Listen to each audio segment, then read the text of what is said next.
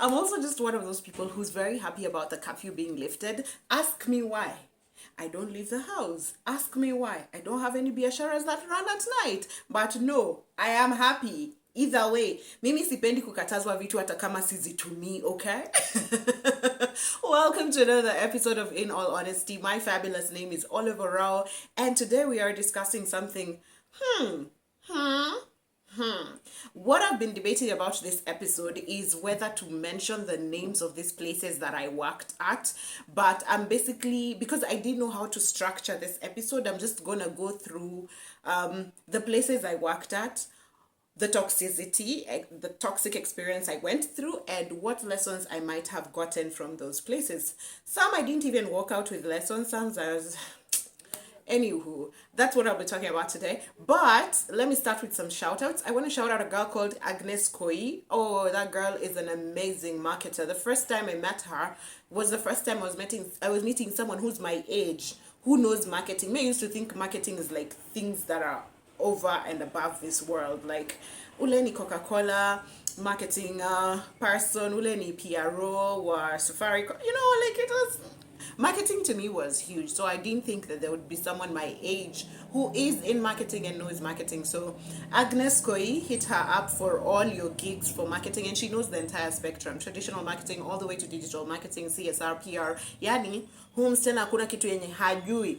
And in that very same circle, through Agi, I met some other awesome people that I just want to shout out on this podcast. One was called Eunice Mukeli, my awesome person. By the time I was meeting this girl, she was actually a camera person for live sports. I don't know if you get it, but to date it's still fascinating for me. Like the way I watch sports, I had never thought about watching sports and not missing a moment until I met her and I realized, wait, there is someone behind the camera who makes sure you don't miss a particular event at a particular time while on the field. Wow. Yeah. So Agnes, sorry, that's Eunice Mukeli. And I also met another girl called Kare. Kare is Leila Kare. So Kare was a chef. Okay, still does. Only that now she's not like a chef in those big restaurants that she used to be a chef at.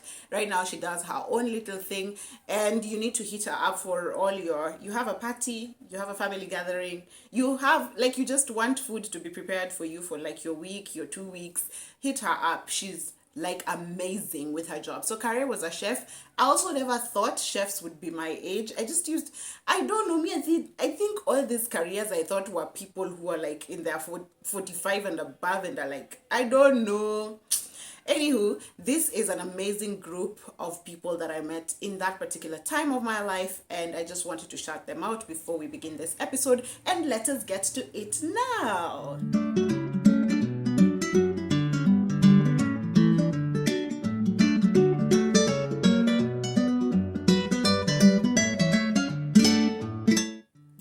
Okay, so if you know me, if you don't, well, now you're going to know me.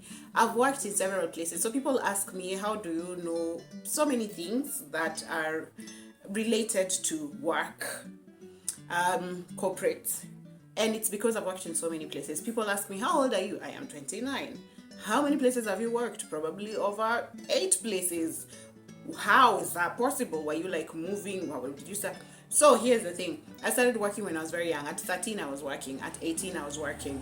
But I'm going to start with the experiences that I remember very vividly, about those ones that impacted lessons in my life, because most of them is after you've left now campus. No one is paying the rent. Earlier on, if you were looking for money, you were looking for your own money, pocket money, to do other things. But now you're the one who's supposed to pay the rent and the bills. And this is where lessons started to hit me hard. So I'll just go through a list of places that I've worked, and I wrote them down because my memory is horrible, but this is to help me remember. But I remember the experiences. I could forget the places I worked at different times, but I specifically remember the experiences. So the first place I remember, when I went to do my internship, was it an internship attachment? I don't know the difference. This was at a place called CDC in Kisumu. This place was hella toxic. I have never ever again in my life being in a company where a whole family works in the same department. In a family business na ni employment, guys. Baba, mama, watoto na yani, it was just madness. Yeah, but the place was super toxic. So here, I'm a very regular person. Let's start with that. My background is that I am always I'm very regular. Like, you will never meet me and think this is an exotic person that, I'm very regular, always in jeans, in tees. I've always had either dreadlocks or an afro. Like, I'm never over the moon, okay? So when I joined this place, I don't know why there were two women who just had it out for me. They hated me completely, and I honestly do not know why. I can't even say they were earning more than me because I wasn't getting paid for my internship. And I realized that place is so toxic that you can't be the kind of person to speak up your mind, because the day I actually spoke up my mind and told my boss, no, I cannot report to this office because there was something I was finishing up in that other office, that's the day I got fired. So yes, guys, I did get fired from my internship. You're not even getting paid and you're getting fired. Anyway, so let's get to these two women. These two women hated me with a passion, and I don't know why. We don't work in the same department. They are pretty. I remember looking at them and thinking, if I get old, I want to look like that. Like, I still want to have it. They were really pretty. They had the big cars. They had the big jobs. They had the big backs. Like, these women were everything you'd ever want, they had. I do not see why they just did not like me. I've literally done nothing to them. And the day when I was actually fired, I was told, I don't know whether it's true, I was told that one of them literally was dancing like, Amanda. And I do not honestly know what I did to these women. So later on, I came to understand that you could go to places where your only mistake is just being young, or your only mistake is just being new.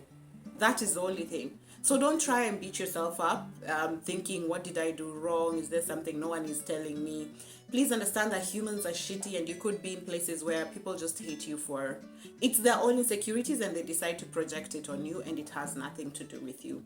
So that's a lesson I learned when I was pretty young. I had not finished school yet. That was just my attachment, but now I know.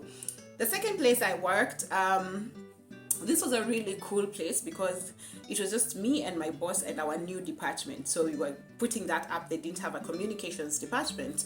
And that was a really cool place. But now here was the hassle. My boss was male. And so people would, hey, wamama, munakuaga busy. So the women in the office sometimes would make sure we are always watched. So sometimes even like someone would carry their laptop and come and work in our office because my boss and I could be doing something there. Okay, guys, okay. And then there's this time, I don't think there's lessons I learned there because I didn't stay there for long.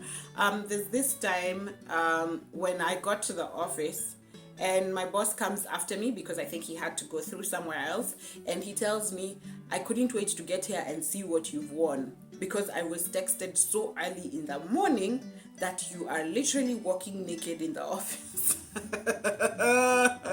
Guys, I was wearing a knee-high skirt, like literally. It was on right at my knee.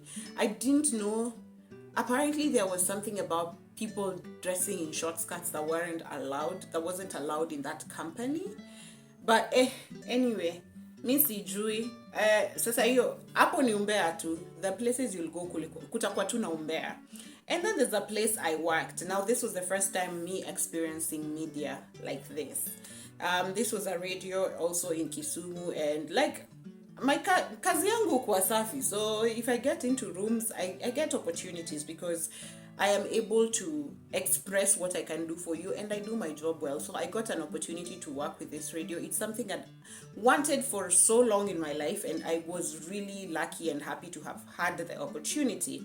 But then here, I realized there was a lot of things that were going on that just didn't make sense. So first of all, There's this guy who tried to sabotage me. He was actually my immediate supervisor, the content producer, and he tried to sabotage me so many times. And this guy was threatened by me, and he had like 10 years experience in the industry before I got to that place. I got in as an intern. I don't know why he felt threatened by me. And so this guy tried to frustrate me so many times. There's a time he actually went to the CEO and told the CEO that I've been sleeping around with people to try and maneuver my way up. And I'm just like, if I needed to sleep with anybody in the company, then I'd be sleeping with the CEO. I mean, that only makes sense, right? So he tried to sabotage me so much, but he didn't succeed because my work is clean. Kazi yangu kwa safi, guys. That I pride myself in. But sasa, this guy started katiaing me. I think that was now the plan B. And it was just crazy. He was so disgusting. Can you imagine someone who has tried to sabotage you and then now they try and tell you actually they were doing all those things because they liked you? Nonsense. By the time I'm editing this video, if I will have decided to blast your name here, I'll just write it here. That was some fucked up shit. Anyway, also this place is where I met people who give you empty promises. So we were in Kisumu and it was like the first urban field radio, So there's this guy who came from Kisumu, big time presenter. Yeah, he's been in radio all his life. This is someone I had on radio when I was going to primary school. So huyu ni mtu jina si jina. So he came, got a job in that radio, and he was very misguiding, very, very misguiding. And I don't mean in a personal way, because at the time, you're very anxious, you like to learn, you're very young, you don't know things. And he'd be like, I want to give you this opportunity and I want to give it to you now, but there are things you have to do. And those things involved like me transferring, either leaving school or transferring my credits from the main campus to the town campus so that I can work in the radio full time. And he was like, you need to do that like tomorrow, do it now. I don't know what held me back. I don't know why it took me time to either quit school or transfer. But then at the end of the day, when he told me that, the next time he wasn't even with the radio. He had left. He'd gone to I think another gig. And I was just thinking, oh my holy shit. What if I had actually quit school? What if I had actually gone through the entire process and started transferring my credits? Oh my goodness, I can't even think about it. So I realized that there are people who will misguide you, and the media is horrible. The media is just one big bedroom. Oh my goodness. Media, I don't know if it's the media everywhere else, but media in Kenya is bottom of the barrel trash. And that was my experience there. So I learned that there are people who will try to sabotage you, and that was my first experience with men who are just like trash. Yeah, that was me experiencing men as trash, literally. And then I'm trying to remember where else I worked after that. Oh, then that came. Then I finished school. I actually got a sales gig before I finished school. So hapa ndipo nilipojionea. Okay, so when I went in for the interview, I went for the interview at industrial area. I went through the processes. So I came back to Eldoret, was assigned a store. So you are like the sales brand ambassador person for a particular brand, and then you're stationed in a particular store. So this store is a big time ass brand. You know it. You use it every day. So we are stationed in this store. Now this store was hella toxic. If you want to believe that how toxic that place was, I weighed the lowest in my life since I ever knew my weight. Because when I was in class 7, class 8, I think I went to the hospital and I was weighed, and the doctor said I'm obese because I was weighing 50 something, I think 53 at the point. And from that time on, I remember weighing myself all through my life, and I had never been below 50. But at that time when I worked in that place, that big company, by the time I left, I was weighing, I think 47, 48 kgs, which was alarming for me. Normally, my cheeks don't sink in because I'm really a buju. So my cheeks don't sink in. You will rarely ever see my collarbone, but all those things were visible when I was working in this place. So I knew it was toxic. I knew I had to leave. Now, what are some of the things that were happening in this place? This place had it all. Now, we were 3 young girls. I think we were 23. So naturally we gravitated towards each other and became friends because we were I think the youngest, and also like earning the least. I mean, our salaries were between 15,000-20,000, and then like you work for your commissions. So in this company, a lot of people would judge us by, you guys are young, what are you using your money for? So a lot of people would ask us for loans. And these people now are permanently employed by the company. They're not salespeople like us. They're permanently employed by the company. So they're earning 5 times what we are earning. So we didn't understand what that was. And then there was this time also a rumor started going around the office. So every day if you wake up, every day I'd wake up and report to work, there was a rumor running around. So one day we wake up and apparently a memo has been sent around the office for people to take care of their husbands, because the ladies, the 3 of us now, are sponsor people, and we're timing people's husbands, and we take people's husbands from them and use the money that they've worked so hard to build with their husbands. So that was also a rumor that was running around the office. So everyone was like, hey, what were sponsors? And this was so bad that during payday, sometimes we'd buy chicken and chips and go eat at the lounge, the office lounge. And it was a whole, like, people would call each other to see us eat chicken and chips. Chicken and chips is 250 fucking bob in Eldoret. Why the hell is it such a big deal? And people would make remarks. People would be like, sasa nani anaongezwa damu kwa hospitali leo? Can you imagine? Because of chicken and chips. Chicken and chips. I'm earning 15,000. My salary, my rent is 5k. I could spare 250 to eat chicken and chips. Please. Hey, we saw for ourselves. Now, I think where the last straw was this day when I walked into the office and there was a whole rumor that apparently I'm lesbian. Yeah, so you walk into an office and there's a rumor about you being gay. I don't care. You can accuse me of anything you want. Being gay is not a crime. You do you, boo. So, apparently, the previous night, I was at home doing my own thing, sleeping, what people do at night. So apparently previously, gosh, that's so much apparent. The previous night, people were at a club. I think someone was at a club and saw a girl with dreadlocks kissing another girl who's light skinned, maybe, I don't know. But when we walked into the office in the morning, I guess I'm the only girl with dreadlocks in the whole of Eldoret. I wouldn't know. So the girl with dreadlocks was seen kissing a light skinned girl, and therefore it was Olive and her friend. Now my friend who we were friends with in the place of work.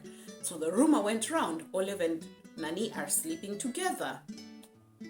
And it became, you know, when it's a rumor, it's fine. When it's just a rumor, it's fine. But when now you get those remarks in everything you do. Like, I'd take papers from this desk, I'm taking to someone and I'm like, can you sign this for us? And maybe someone says, hey Olive, how are you doing? The person next to them would remark, wachana na huyo, that one does girls. Imagine, like, it was just crazy. Like, how are these papers related to me doing girls? And why is what I do outside work part of a whole, like, it was, I don't know, maybe these people lacked juicy things in their lives and therefore they needed to come up with things to do during work.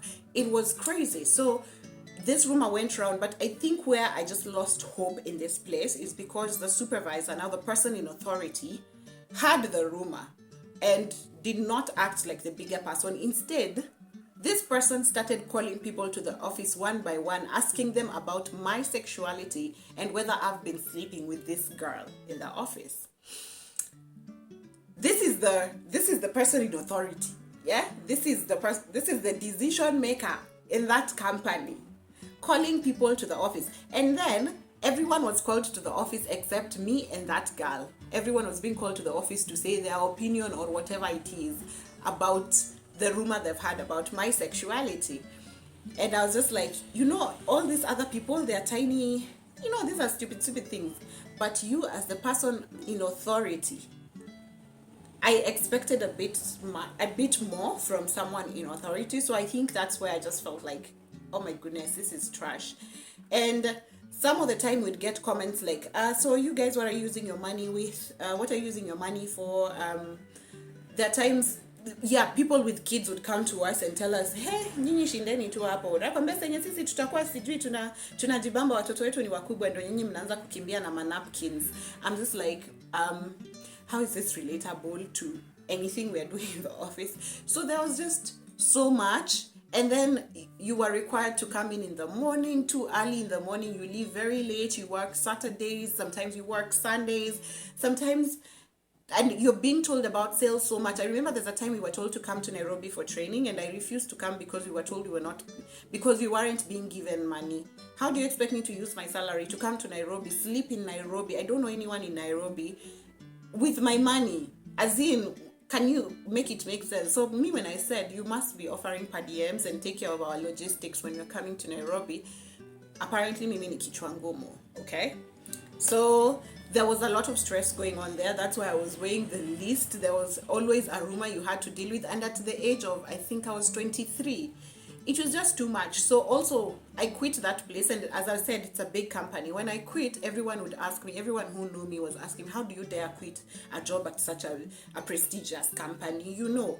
But me, I know the things I was going through. And I was just like, you know what, apana. And we were also thinking, you see, all these guys who were like spreading rumors and treating us the way they want to treat us, they were way older than us. So imagine if you're 23 and you're looking at someone who's 35 or 40, you're thinking they're very old. So you're also thinking, guy, ama mimi nikifika 30 nitaanza kubehave hivi. As in, hizi ni tabia gani wazee wako nazo, you know? So yeah, that was a crazy place. And I realized there are places that will drain you and you will hold on because people outside think you're lucky. Because I remember that time a lot of people would tell me, you're complaining about where you work and your friends don't even have jobs. You know, we had just finished Campo, so people are tamarking, and you have this job, it's for sales, yes, but you're not happy, and everyone keeps reminding you how lucky you are and how dare you even dare complain. You should be grateful to God. So when something is not making you happy, that's the lesson I picked from there. When something is not making you happy, just let it go. There's no point of you having suicidal thoughts because of a place of work. There's no point of you dragging yourself out of bed. For me to wake up, I'd roll on the bed until I fall on the floor and then crawl to the bathroom. That's how, and then open the shower to fall on me, cold water to fall on me. That's how I need to wake up. So you can imagine, for me to get to that point in my life, just because of what, 20,000 Kenyan shillings, I imagine, no. And don't listen to what people have to say. Don't let that guilt tripping of your privilege stop acting, you know, entitled. When you feel like you're not happy, please walk away. Don't listen to what people have to tell you. Kama wanataka hiyo kazi waikujie, si ndio wakuje interview wafanye hiyo kazi. It's none of your business to stay lucky for people. The other place that I worked after that, so immediately after quitting that place, I moved to the city. I'll not explain my entire story of moving to the city, but when I moved to the city, by the time I got to the city, I only had 300 bob to my name. Mbele, nyuma, me, poverty. 300 shillings. And the person who had hamished me had stolen my gas cooker, my gas cylinder. So now I have this 300 shillings. So what I do is because I need to like afford a meal a day, I'd get soda and mandazi. Like I get soda and mandazi. I don't know for how long that pushed me, because there was also like a writing gig I was doing that also brought in money. But also I had rent that I had paid with the money I got from the previous salary that I was paid at that big company. So that one is what I put in my deposit and rent. And now I need to work to pay this rent. Now this is also a place where I met bottom of the barrel men. Imagine if you want sex from someone, just tell them you want to have sex with them. If you want to give someone a job, just tell them you want to give them a job. So here when I started hustling in Nairobi, you know me, I thought that the persistence will bring you the job. So you go to the first date, because that's how technically you meet clients. You go for a lunch date or something, and then they explain to you the company profile, and you customize something, take notes, and then you'll send it to them on email. But then these clients would never give me a job. Kila siku, can we meet for lunch? Can we meet for lunch? Me, I'm just like, let me be persistent, maybe that nini. And you know, at that point, you're also desperate. You're like, I need to be patient. Even this person is like giving you hints of something that is uncomfortable. You can't say it because you're waiting for that job to come so that you can earn money so you can pay your rent. So at that time, I didn't speak up.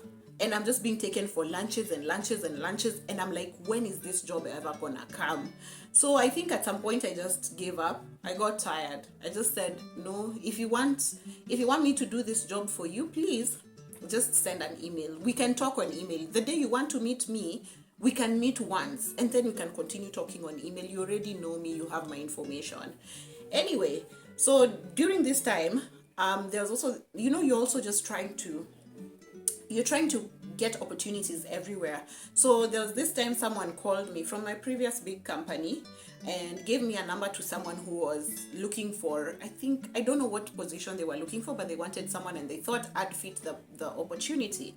So I called this guy and we talk nicely, and he's like, okay, I have something for you. Call me tomorrow. That's exactly what that guy told me. So I called him tomorrow, and this guy was like, who are you? We talked yesterday. No, you must be delusional. I don't think so. Stop calling my phone. You're crazy. Why would I say I have a job that I don't have?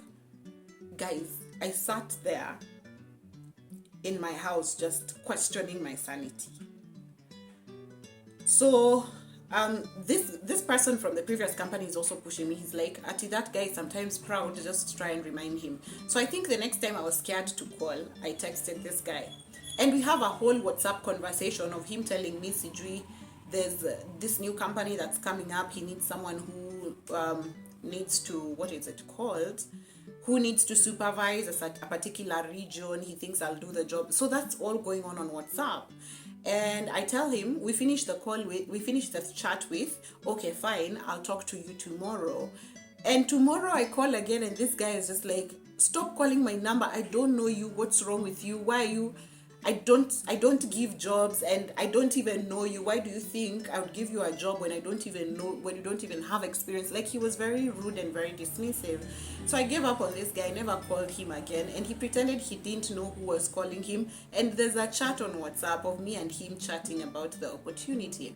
So I said, by the way, there's no need. What is mine is mine. It will come. So I forgot about that guy. So while I'm sending out my resume blindly to people, someone tipped me off and told me there's a company that I know, they could be looking for someone for social media. So I sent my resume to that company, and I was called in for an interview immediately. So when I went to that interview, there were so many red flags that I can see now that I didn't see then. So many red flags. So for one, guys, wacha tu nikwambie for free, ukifika mahali alafu unakuwa hired on the spot. I'm not saying it's bad, I'm just saying question. Just think about it for a minute. But I'm not saying it's bad, because have they interviewed people before you? Have they interviewed people after you? Like, what happens to the people who are prospects for that particular position, So I got hired on the spot. And then this interview had weird questions like, so what do your parents do? I thought it was very weird, but I went ahead and said my parents are retired, so they're just chilling in Eldoret and Kisumu. The other question that question then led to a follow-up. Then, who are you? Where do you live in Nairobi? I was like, I live at Mountain View. And this lady went ahead to say, and you're taking care of your own rent? I was like, yeah, I just pay my own rent. And she was like, no, I don't think so. You look well cleaned up. It's like someone is taking care of you in Nairobi. And I was just like, no, it's just me. So that was some of the weird questions. And then I was asked, there's also another question I was asked in that interview that was really weird. Like, how much would you comfortably spend on a piece of cloth, like a dress? I don't know how that related to me being the social media manager. But I think I remember saying 4,000 Kenyan shillings, because at the time, I don't know. I just thought 4,000 is fair to spend on a dress if I was to go all out on something. And maybe at that time I thought maybe if a friend of mine got married and they wanted me to be in their lineup, then I think the entire outfit would cost maybe 4,000. So I thought that was reasonable. So I said 4,000 Kenyan shillings, and then the person just went, Anyway, after that I was hired, and that place I lasted 10 days. 10 freaking days. If I decide to also mention the name of that place, I'll put it down here by the time I'm editing, but it was weird. So let me just give you a brief story of how that happened. So there's this, I introduced podcasts and a YouTube series for them. They did have that. So I introduced it, and they gave me the resources, someone to shoot, someone to edit, and I was co-hosting it with the person, like the CEO of the company. And so the episodes were supposed to go out every single day, and then there's this, was it the fourth episode, where we had shot the episode, but now the editor was busy. And when I went to the editor told me there's this big event we're working on. Even the boss knows, even the CEO knows. I'll go and explain to the CEO that there's this event we are doing, and so I don't have time to edit that.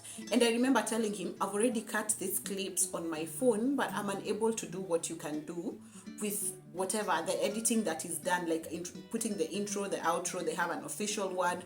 So I was like, please just give me 2 minutes, you edit this for me while I'm standing here so that I can go and upload. And this guy was like, you have no idea, we are bumper to bumper, and this event is very important. Even the CEO knows. Let me go and tell the CEO so that you don't get pressure for this.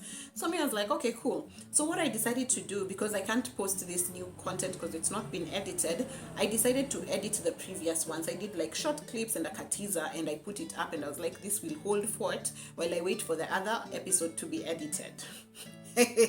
Guys, so I put it up. The next day the CEO comes in and asks me, did you put up a video? I say yes, but not the new video. I did a little teaser so that when the video is ready we just post it. So this is supposed to like build up to that new one. And I remember her saying okay, and then left the room. But for the next 3 days I wasn't being talked to. So this person comes into the office, greets everyone, looks at me, and leaves. At the corridor I'm just sized and passes by. So I didn't know what I had done, but I'm continuing to do my thing. I'm very oblivious of the environment around me. So basically I've always been, I fika the office, I put on my headphones and I start working.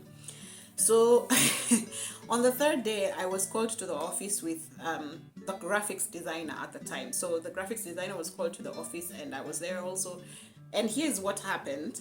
So the CEO was very apparently disgusted with me that she could not talk to me directly. So that's why the graphics designer was there. So the graphics designer was the medium. She tells him what to tell me, and then he tells me, and we're seated in the same room, so I can hear her telling him to tell me. So I was told a lot of things that didn't make sense. I was like, you're such a liar. Why would you lie? I hate liars. My mother lied to me once. That's why I didn't talk to her secret for 4 years. All these things I'm being told in that triangle too. So me, I didn't know what I had done, but at the time I was also very naive. So I just said, I apologized. I said, I'm sorry if there's any inconveniences that I've caused, but I didn't have any bad intentions. And yeah, just sorry, basically.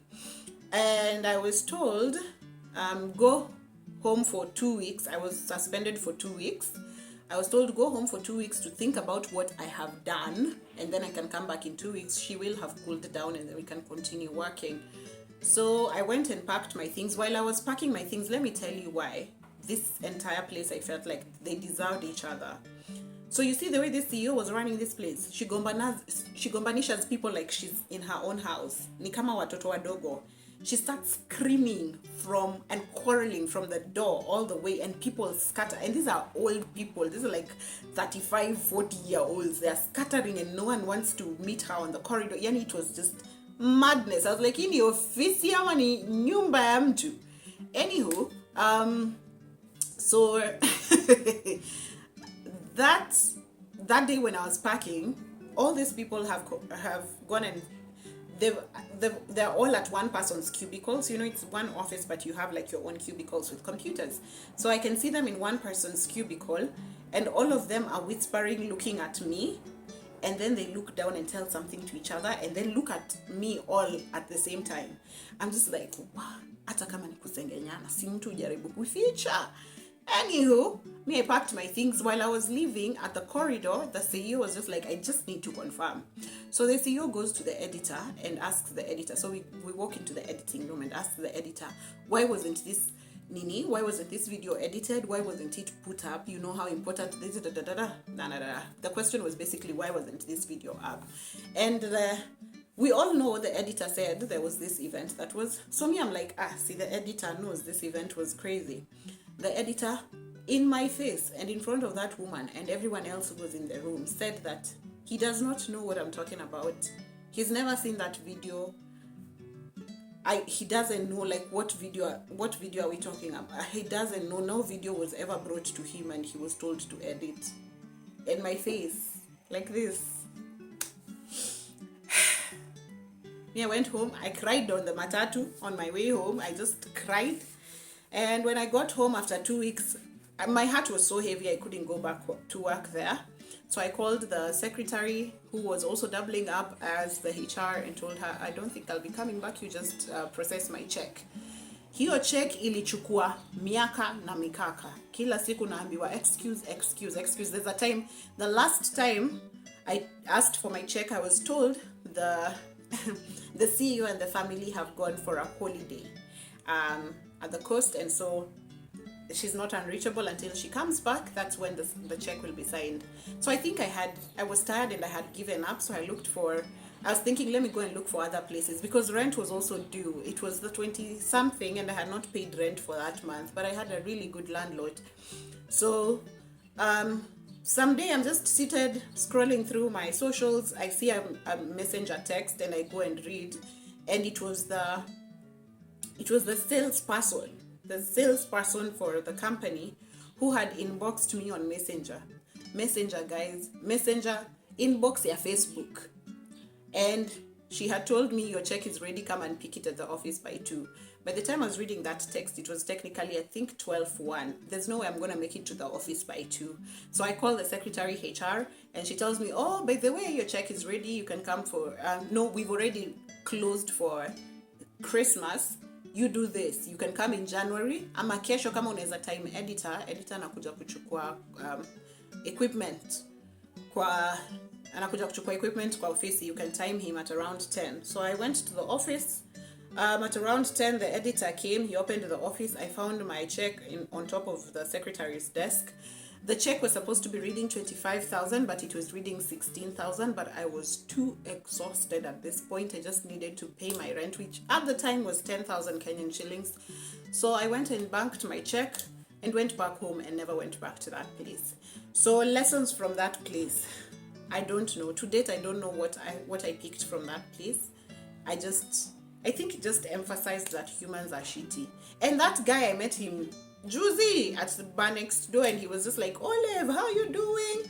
I'm just like, you honestly can't be serious. Wow, humans are shitty. Anywho, the place that I went to work. So after that, another friend of mine recommended me for a job. I need to shout this girl out. Sharon Muhambe, bless your sweet soul. This is but she is such a beautiful soul. So she recommended me for this job and I went there.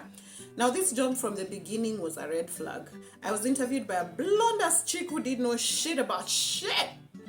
And me, I was just like, maybe this is how interviews are carried out in Nairobi. You know me, I don't know. I'm also young. This is the first time I'm experiencing all these things. And I was the only one who was interviewed, and I guess I got the job. So I report to the place of work, and this place, so the department was formed of new people, but I was the newest. So what I didn't know is that this company was new in Kenya, and what they did is that they went and poached people from their competitor company. So guys, if you're going to poach people, can you please at least do your research? So what happened is that they poached the wrong people. They gave people a 0 to 100 upgrade. So let's see, you think you're going to poach the marketing manager, kumbe you've gone and poached the tea girl, and then now tea girl amepata upgrade from yani ile, 0 to 100, and then it's okay to get an upgrade like that, but sometimes when it doesn't come with sense and logic, it's a bit much. So you can imagine someone who's been upgraded like that. They're arrogant, they're ignorant, they don't want to learn. It was madness. And then it's like these people, these positions ziliwashtua, because we're in marketing, so we are working with what are they called? We're working with a lot of influencers, which are basically celebrities in Kenya. So when celebrities would come to the office, it was a whole thing. There's a time I was literally locked out of the meeting room. I don't know if they thought I was going to steal their street cred. I honestly did not know. So these people were dumb as fuck. and they'd go and screw up things. But since they've been poached, they're not like me who was hired. Since they've been poached, a lot of things were let to slide. So I ended up, me and another guy. So that's when I met Agnes. So me and Agnes would clean up their shit all the time, all the damn time. And they were crazy, and they did not like us, and they didn't. And I remember there's someone who went and told my friend, and my friend came and told me that they don't see how I can go to the office in sweats. Like, what am I trying to? Bitch, I work in social media. I literally do not meet anyone when I'm in the office, and when I'm literally at home or in the office or in a matatu. I literally do not meet anyone. Why can't I be comfortable? So they were just very shallow, and I was tired. And then the last straw for me is that now my boss realized that these people were shit and didn't do shit and were costing the company. So instead of my boss being a professional, he calls me to a meeting at 6 p.m. I go in. I'm like, I was in the office working late, so 6 p.m. is cool.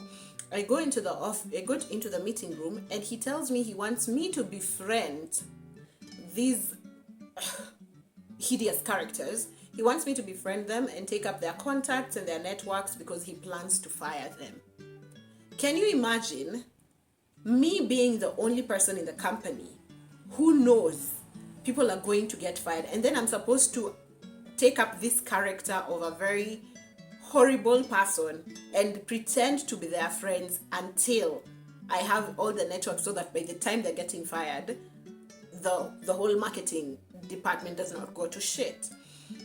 I couldn't hold on to that. As much as those people were shitty to me, as much as they were just horrible to me, my values are my values, and I cannot compromise with that, and therefore I decided to quit. I decided I cannot do that to anyone, and so I just did not report to work. That's how I quit. It's not the right way to quit, but I just didn't report to work the next day.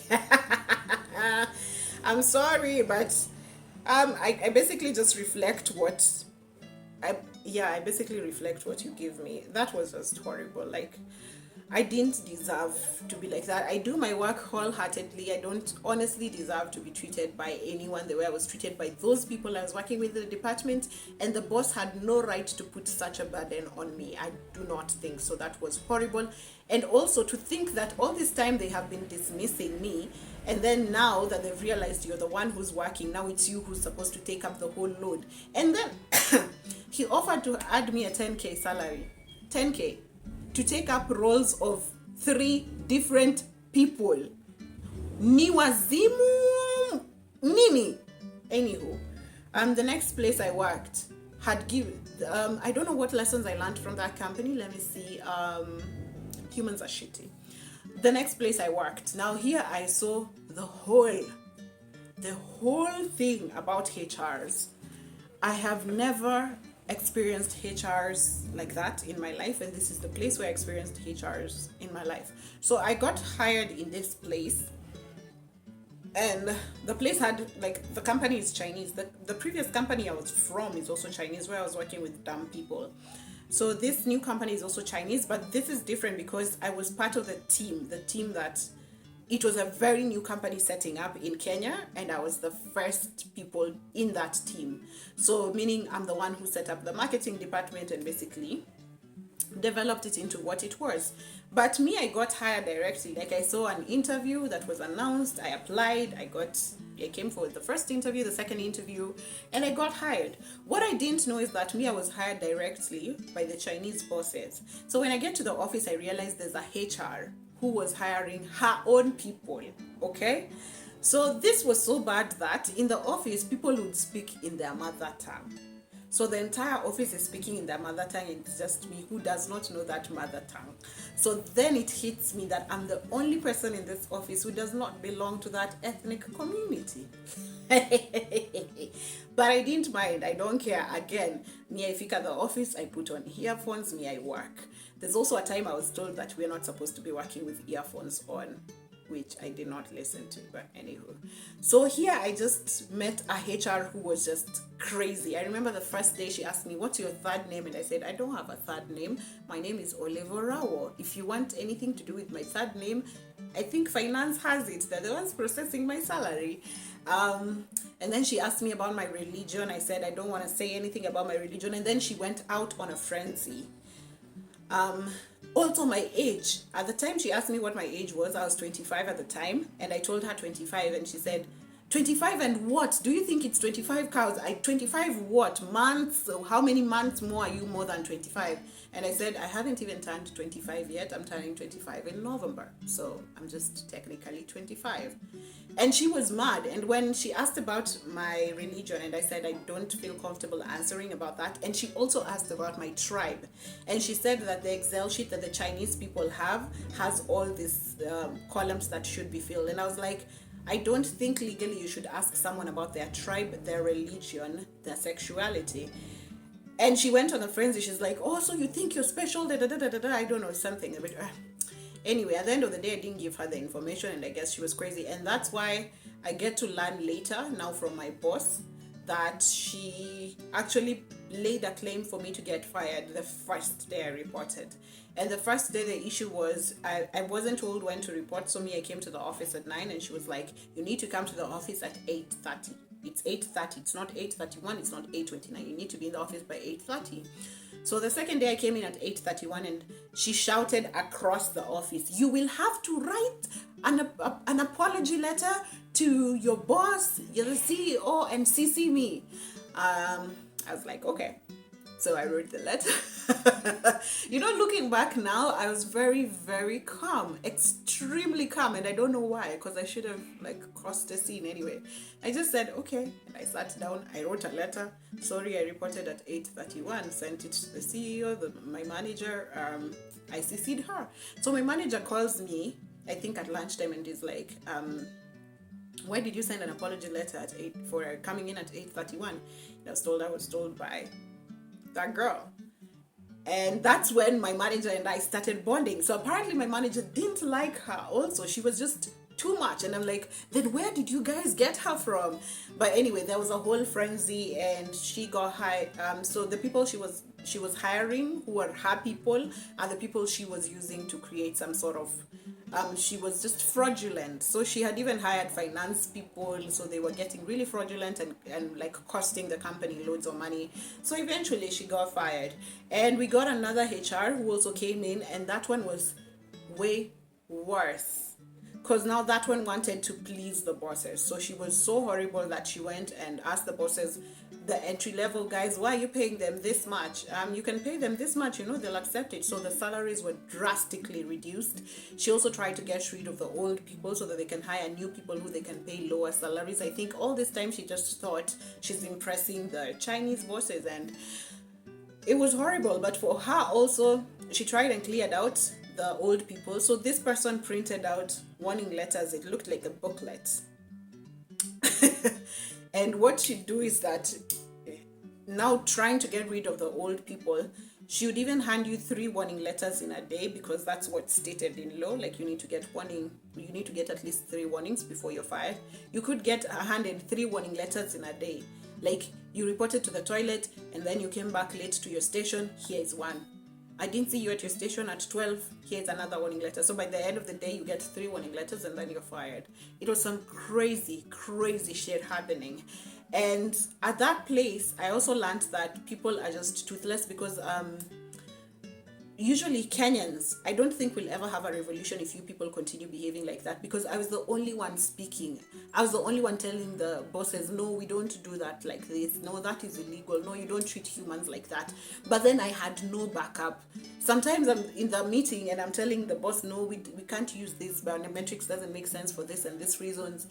And the boss would be like, Olive, you're just being tough-headed. Everyone else agrees. And everyone else in the meeting actually agrees. They think biometrics is really good. And after the bosses have left, everyone is like, Olive, continue talking. That's good. Continue talking. You tell them. I'm like, if they wanted to get rid of the person who's causing them trouble, they'd literally just fire me. Why what's the point of me talking if there's no backup? Literally, I just look like the troublesome one, and all of you are not doing anything for yourselves. And these people, now let me tell you what was common between all these places. In all these places that I've worked in, I was the youngest at every single point. And this is also a weird thing that happened that I tell people and people don't believe.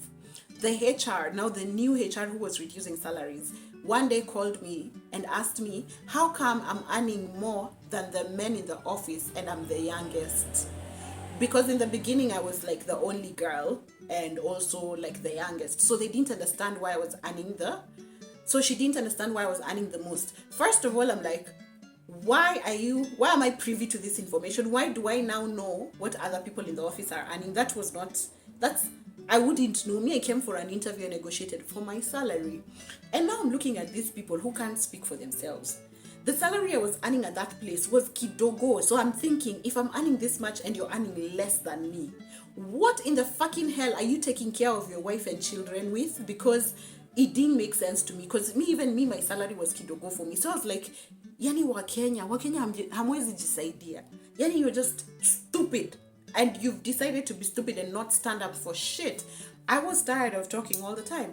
And this place, I was also like, I was also getting, towards the end before I quit, I was also getting threatened because I became the only vocal person in the company.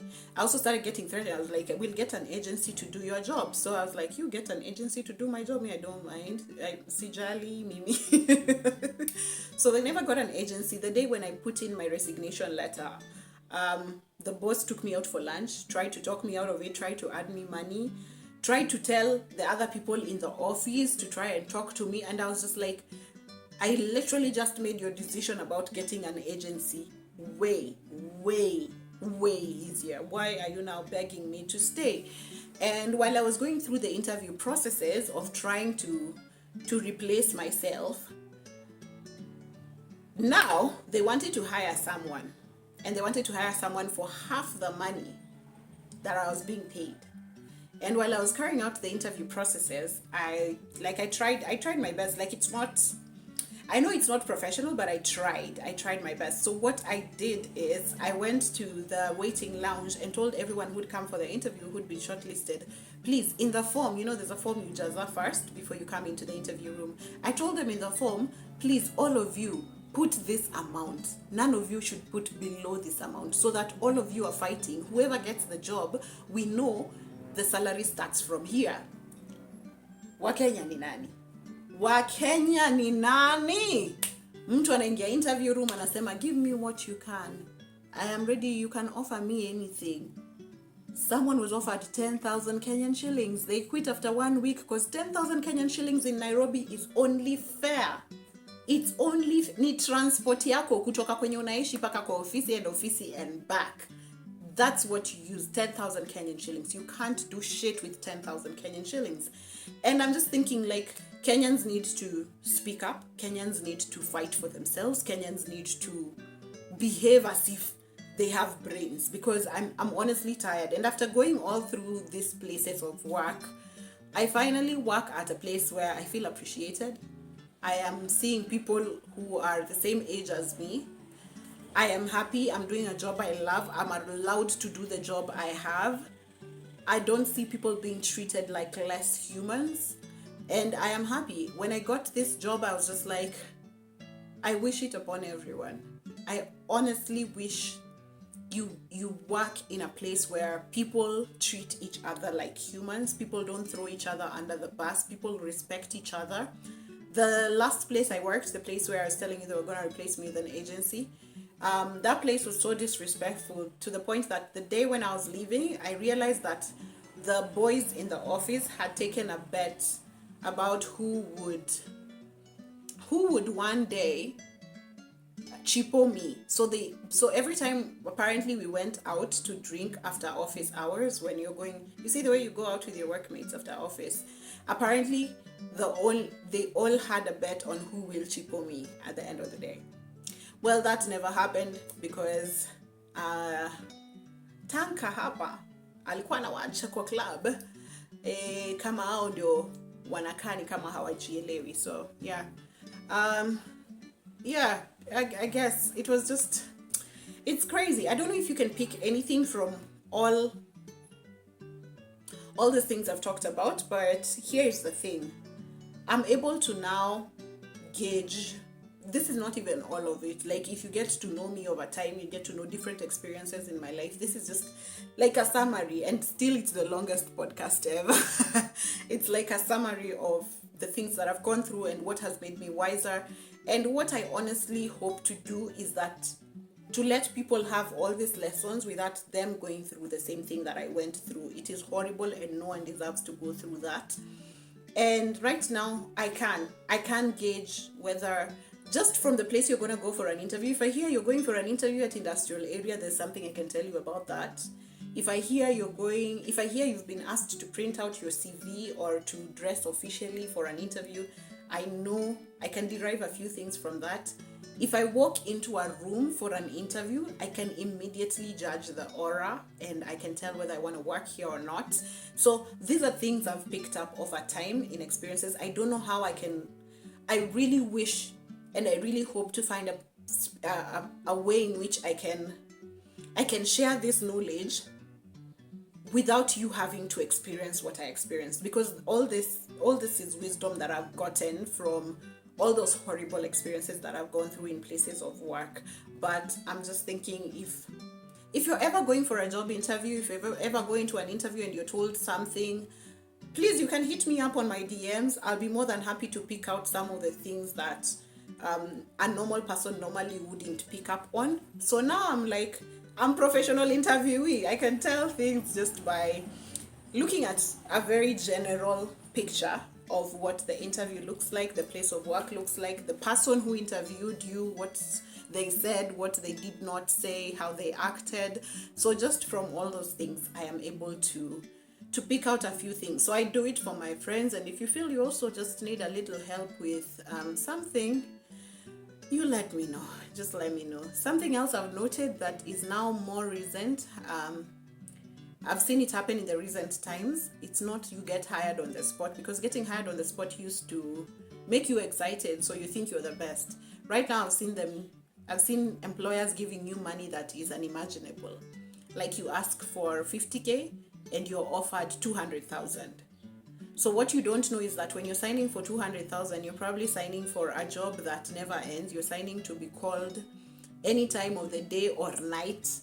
You're waiting to be shouted out and treated as if you're not human. You're also signing to not have your salary reviewed every year like it should. So just be careful about those few things. You call me up. I'll share my experiences with you. If there's anything familiar about your interview or your process of getting hired, I can be able to point at a few things for you.